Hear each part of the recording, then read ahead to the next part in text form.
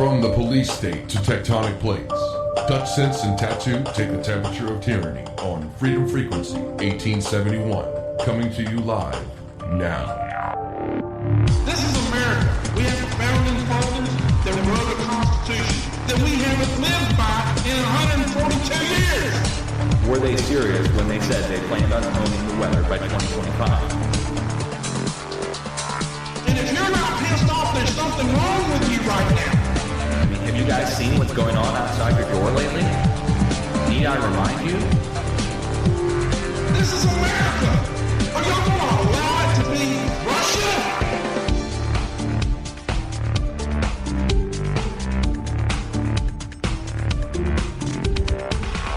Hello, everyone.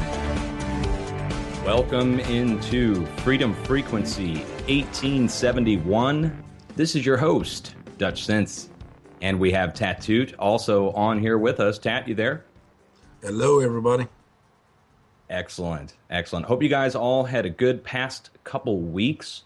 Today is, of course, the 14th of February, and we are in the middle of another winter Arctic blast across most of the United States and most of the Northern Hemisphere, actually, across Europe as well. The only place that's somewhat warm seems to be Russia right now. And that's with the Olympics, of course. That seems kind of ironic. And so this past 2 weeks, last week, we ran Genetically Modified Society. I wasn't able to make the show due to personal events in real life, but we were able to run Genetically Modified Society and got a good response from that. People really appreciated that. And that covers, of course, the topics of weather modification and genetically modified food. And I did that with Julio over the course of 2012 into 2013. He's our intrepid traveling reporter that we sent around the country to the weather modification conferences. So that's, what happened last week. Over the course of this last week, we had a series of stories come out. And I'm going to briefly go over these before we get into tonight's main topic, which is going to be HAARP and radio frequency, directed energy weapons, weather modification. But before we get into that, let's just kind of briefly touch on what happened this week for most of us in the country, which is another Arctic blast blew through the South, left huge layers of ice and snow across Louisiana, Mississippi, Alabama, Georgia, South Carolina, and then blew up the East Coast, dumping a ton of snow. And as that was happening, Tattoo and I were discussing a few things behind the scenes about just the general cooling that's been happening. And that led Tattoo to go over to we have a joint shared radar page where we stream all these different live feeds from around the world. And Tat went back on the polar ice concentration levels feed for the past 25 years, going back to the late 70s. And he compared the late 70s, 80s, 90s to today's current ice pack and proved that the North Pole is 100% ice concentration now, currently, and even more so compared to years prior. And within a day of Tattoo putting that video out, I got a huge response online. Next thing you know, mainstream news puts out an article or a series of articles saying that global cooling is advancing and that global warming is on, quote, hiatus. And they're trying to blame a wind coming off the North Pacific for cooling the entire planet down and not allowing global warming to continue like they said it would. Remember, the ice caps were supposed to melt and Greenland was supposed to melt. Cities were supposed to be underwater. And none of that's been happening. And now they're saying it's on hiatus. They say, don't worry, it's going to come back.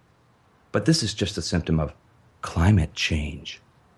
Okay? What happened to global warming? And they changed the word to climate change to suit their needs.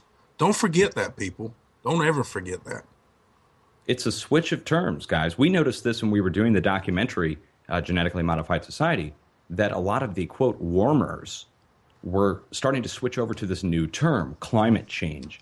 Climate change can mean anything. It could mean drought. It could mean cold. It could mean tornadoes. It could mean fair weather in a place that doesn't normally have fair weather, let's say the North Pole, right?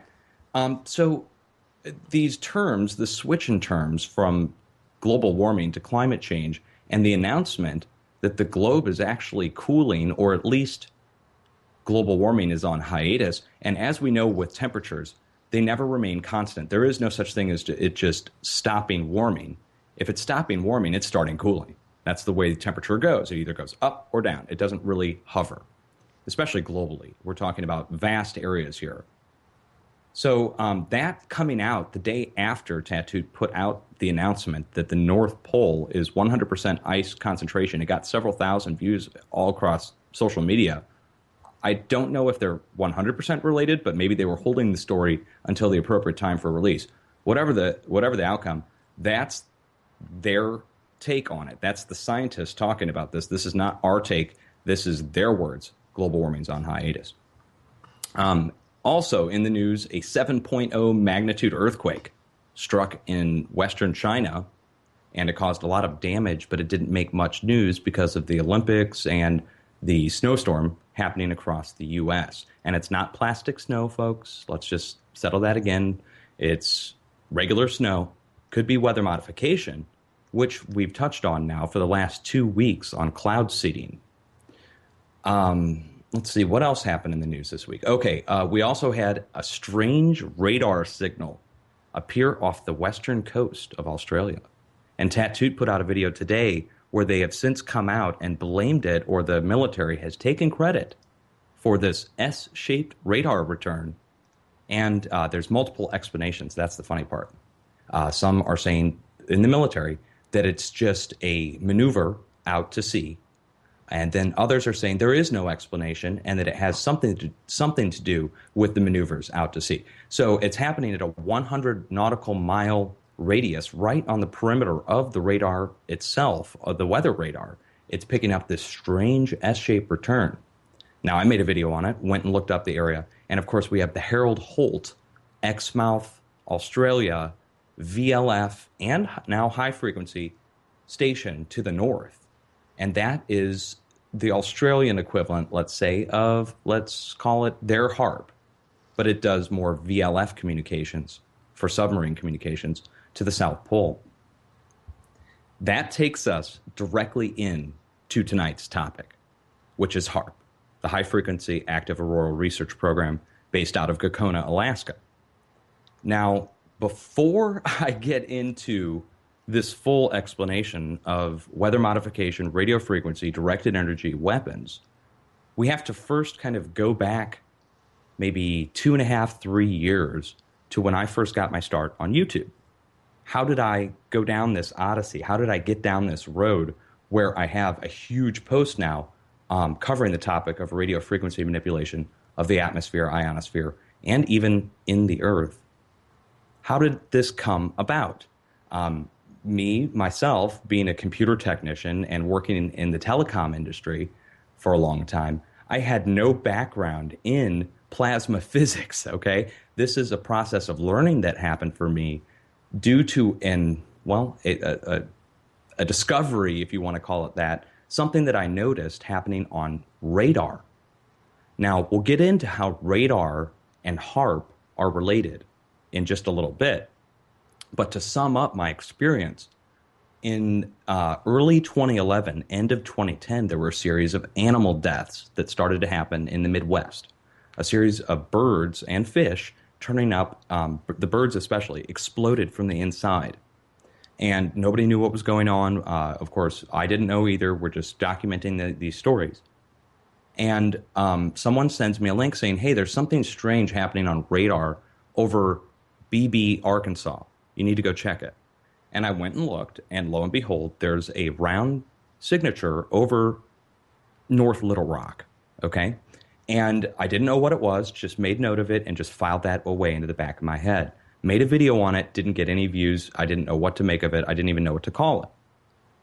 A few weeks later, I'm again watching radar. It's wintertime here in St. Louis, right after New Year's, and a storm system is blowing up. Okay, and they're forecasting tornadoes to come into the region down in Arkansas, down over BB, over the same area that we saw the strange anomaly and the animals dead. And, of course, that intrigued me. I was watching, trying to see what was going to happen down there. And, of course, tornadoes blew right across the same area that the radar return appeared on. Okay? So, and that was just within a few weeks. Now, that was weeks' time. And I said, that might be related, might not be. It's too long of a time. We have to watch more to see what's happening. And as I'm watching, I see a circular return appear, and this is real time on radar. As I'm watching the one, I see a circular return appear over southern Illinois, just east of me. Okay, and it was right along the New Madrid seismic zone, and it was a different type of circular return than the one that we were seeing in BB. This one was round, it was defined, it was hollow at the center, and it was pulsing. And I thought it might be the sign of an earthquake. I didn't know what to make of it. So I recorded the time, made a video, didn't release the video at first. I waited a day, and because I didn't know what to call it. And a day later, after I released the video saying, hey, I think there might be an earthquake at the spot, Flora, Illinois. And this, keep in mind, this is the middle of winter. A freak storm blew up the day after this other storm system blew through, and a tornado kicked up and went right over that area, the little round circle that I saw on radar. And I was expecting there to be an earthquake there, and instead a tornado hit. Now, that's twice now that I've seen a circular return with a tornado going in the center of it in the wintertime. And that then led me to think about what I was seeing. Upon realizing that there was something going on, that there could be a possibility that these tornadoes are going into the center of these rings, that's what led me down the road to go look into HAARP. Now, HAARP, the High Frequency Active Auroral Research Program in Alaska, is not causing the circular returns that we're seeing on radar. However, they are similar in the same aspect that they are radio frequency projected from a ground-based station. This led to a slang term being developed amongst us researchers online, specifically myself and about 2 or 3 other guys that I was talking to, and we started to call them HAARP rings, the radar pulses that we were seeing. And that led into the discoveries having to do with HAARP. At the time, at the end of 2010, going into 2011, even though people have been talking about HAARP for several years, going back to the mid-90s with Dr. Nick Begich in these documentaries, it was in a conspiracy realm that people were saying, even as of 2009, that HAARP didn't exist, that it was just a research facility, just a place where they do minor experiments, scientific research in the ionosphere. Well, unfortunately, that is a gross dumbing down of the actual operations that are occurring at HAARP in Alaska. Now, why is HAARP in Alaska so important? HAARP in Alaska is an antenna array. And now, before I get into this, let me see if we can post the link into the chat room now. It's there. Okay. This link here is the culmination of about 2.5, 3 years worth of work. And for those who are just listening, there will be a link. Hopefully, we can post this maybe on the Freedom Frequency actual page at some point or below the videos as we post these so you can follow along. What we're going to go over tonight is basically a brief overview of each discovery that we've posted over the course of the last 2.5 years. If I get to the point where 2 hours is reached and we're unable to go through this post, we will carry on next week or for the next 2 weeks if we have to get through this. Now, the post starts out with a picture of the facility, and the facility is a multiple acre wide square that has a series of antennas. Now, I believe, Tat, isn't it 188? Yes. No, 180. 180 antennas, and then some smaller antennas that are actually in the building on what looks like a table. And the HAARP facility projects radio frequency in the megahertz band up into the atmosphere and ionosphere. Simply put, it beams radio frequency in multiple directions. They can direct the antennas, not by turning them, but by literally modulating them with power. They can turn the radio frequency and steer it west, east, north, south, up, and possibly even down into the Earth. Now, in the megahertz band, there's been, 40, 50 years worth of work done. And if the producer is scrolling down, we'll just see a first picture on here. You're going to see a picture of John F. Kennedy. And here he is in 1961 saying this, quote, and this is before the UN General Assembly, "We shall propose further cooperative efforts between all nations in weather prediction and eventually in weather control." That's President John F. Kennedy, September 25th, 1961. Now, I've got another picture directly below that, which is a picture of Secretary of Defense William Cohen in the mid-1990s, late 90s, and he was the defense secretary for Bill Clinton. And let me give you his quote. Quote, "Others are engaging even in an eco-type of terrorism whereby they can alter the climate, set off earthquakes and volcanoes remotely through the use of electromagnetic waves. Weather warfare." Okay, that's a huge transition from John F. Kennedy's aspirations of possible weather control to mid to late 90s. People are using this for terrorism, or could use it for terrorism, to set off volcanoes electromagnetically, remotely. Now, over the last year, in 2013, a bunch of disinformation started to appear online about HAARP in Alaska. It started with a false story being reported verbally below someone's video on YouTube, of all things. A science researcher said, quote, "HAARP has been decommissioned." Now, we took issue with that. We debunked that. We showed, at the time, the 2012 and 2013 budget. Okay? And the producer, right below the weather warfare picture, you should be able to see the 2012 and 2013 budget on my page. And let me read it to you, just in case people were wondering what they are doing in 2012 and 2013 when HAARP is being reported to be closed down. This is what's actually being done. And I've got the 2014 schedule too, which we can go over in a minute, but I'll read you the 2012 and 2013 first. And this is, again, while they're saying that HAARP is closed. We have the U.S. Air Force and DARPA partnered up in a thrust. This thrust will obtain insights into physical aspects of natural phenomenon, such as magnetospheric substorms, fire, lightning, and geophysical phenomenon. New fundamental understandings of these phenomenon will enable the ability to predict and exploit these physical processes, especially with regard to communications.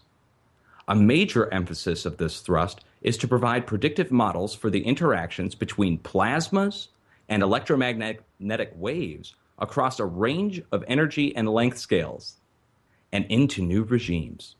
Specific projects that fall under this heading are foundational studies on the initiation, propagation, and attachment of lightning and their associated emissions, the critical factors affecting magnetospheric substorms, the generation and amplification of extremely low frequency, ultra low frequency radiation in the ionosphere utilizing the High Frequency Active Aurora Research Program transmitter.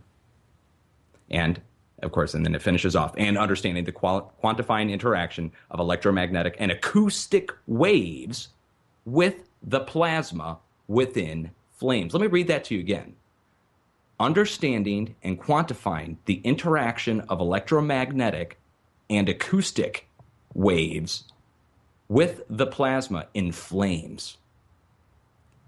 Now, what did I just read to you there? I just read to you what they're doing in 2012 and 2013 when they told you it's been shut down and they shut down the website. They turned off the website. That's the only thing that's been turned off.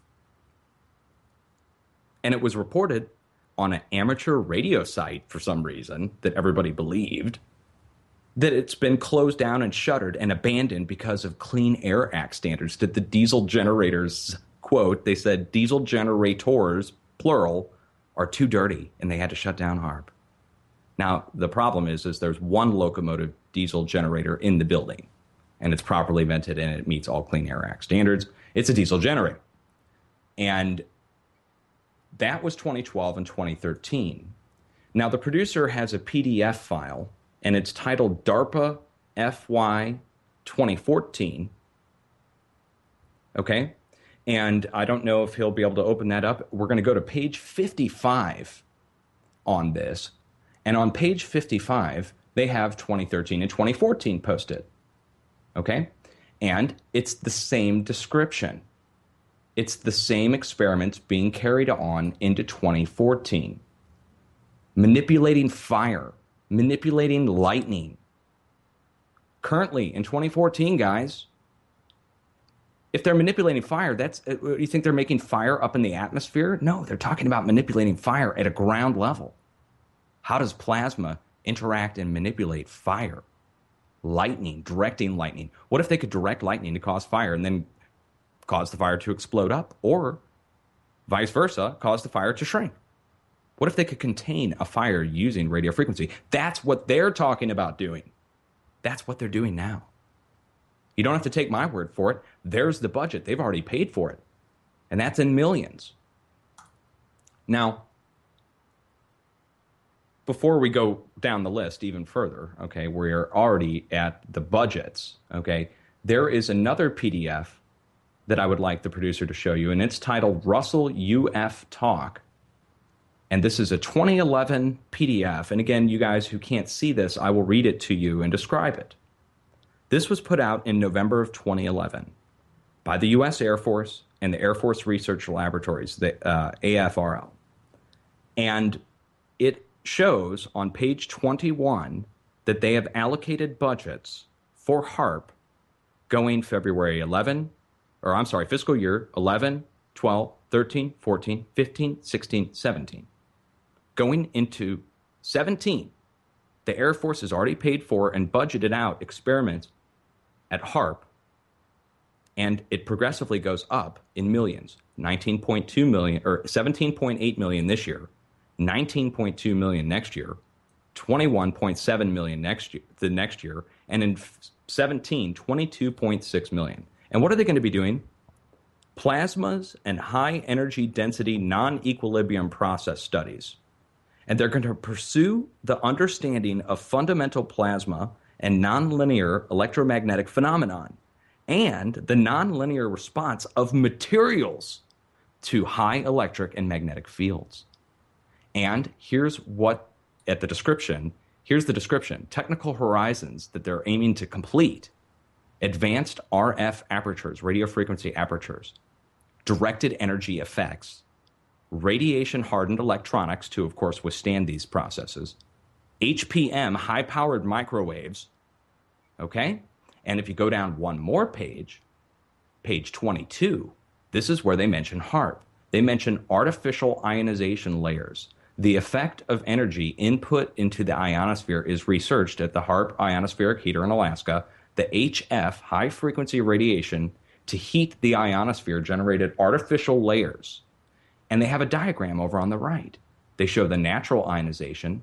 They show the artificial ionization done via radio frequency. And then look what they have right there in the center, guys. It says ring in quotes. It's a project study going on through, looks like fiscal year 2017, to study HAARP rings. And rings is in quote. And this is from November of 2011, 1 year after I came out with HAARP rings. Now, I'm not saying they're fully related, but they wrote this paper after. Now, to get back to the post, we just showed you now. We got a break in about 5 minutes, buddy. Perfect. We just showed you and debunked all the reports that HAARP closed down. And I would challenge any of you to find an official government report that says that HAARP shut down, shuttered, closed, or was decommissioned due to what the story said, which is that HAARP was shuttered due to diesel generators. And I think it's the ARRRL. ARRL. Yes. Oh, is it 2 R's? Okay. Yeah, the ARRL is bunk. it's a bunk story. And then it was promoted across alternative media, InfoWars, Drudge Report, a bunch of YouTubers, all repeated the same story. Meanwhile, I'm sitting over here flagging everybody down saying, hey, look, here's the documents that show that they are budgeted out for the next several years and that it's already currently being active up in Alaska, even though that the website has been turned off. Now, why is this so important? Why are we even talking about this tonight? This all plays into the topic of weather modification. Yes, HAARP and weather modification.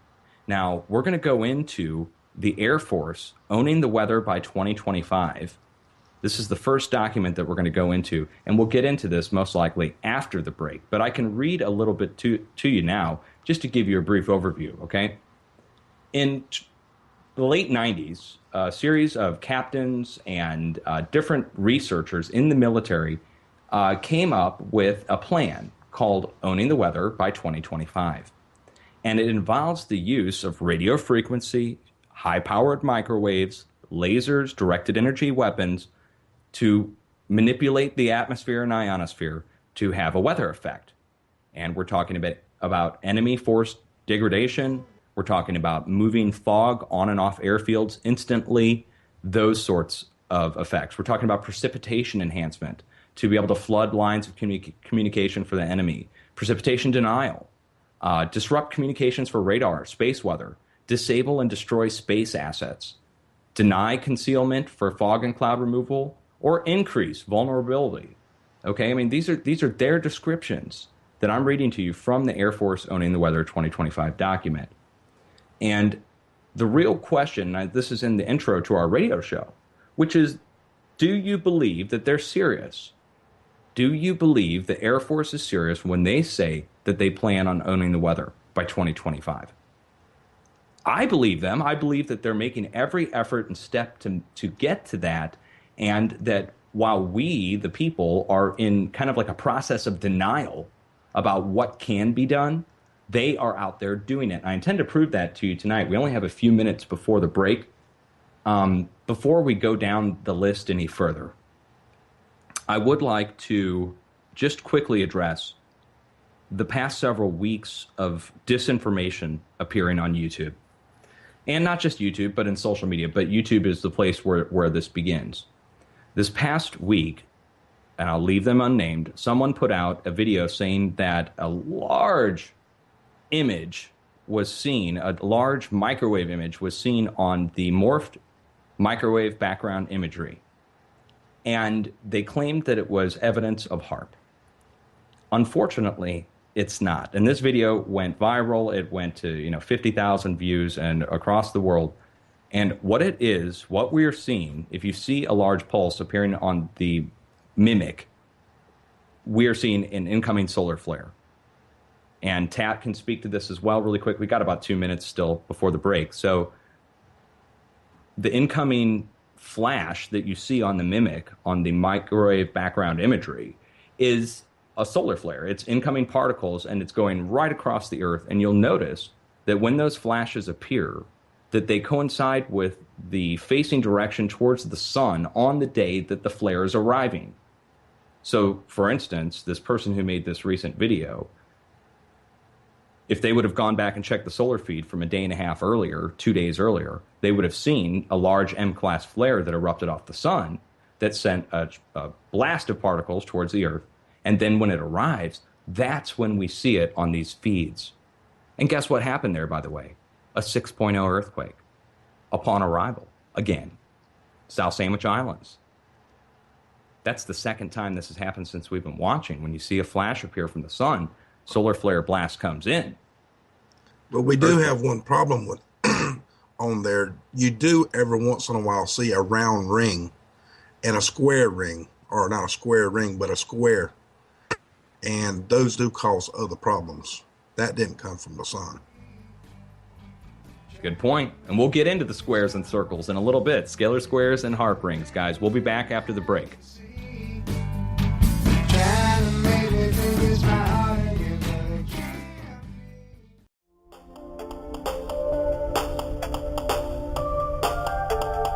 out.